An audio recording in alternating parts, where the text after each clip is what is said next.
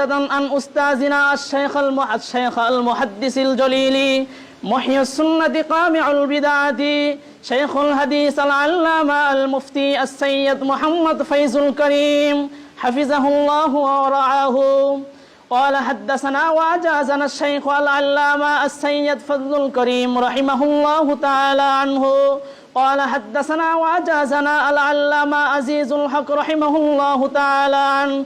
قال حدثنا شبير أحمد عثماني قال حدثنا حسين أحمد المدني قال حدثنا شيخ الهند محمود حسن دوبندي رحمه الله تعالى. قال حدثنا وأجازنا العلامة أحمد علي سهرنفوري رحمه الله تعالى عنه. قال حدثنا وأجازنا الشيخ محمد إسحاق الدهلوي قال حدثنا وأجازنا الشيخ عبد العزيز الدهلوي رحمه الله تعالى عنه. قال حدثنا مسند الهند الشيخ ولي الله محدث دهلوي رحمه الله تعالى عنه.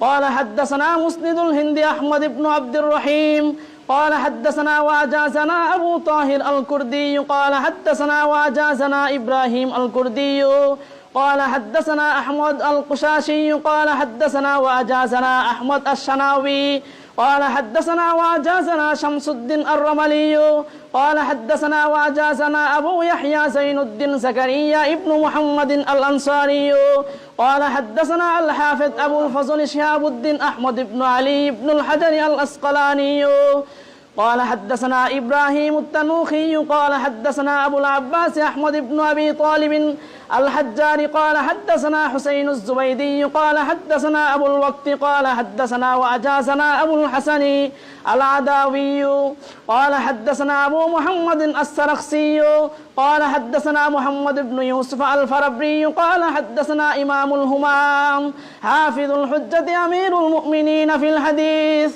أبي عبد الله محمد بن إسماعيل بن إبراهيم بن المغيرة بن البردزبة الجعفي اللماني البخاري رحمه الله تعالى عنه.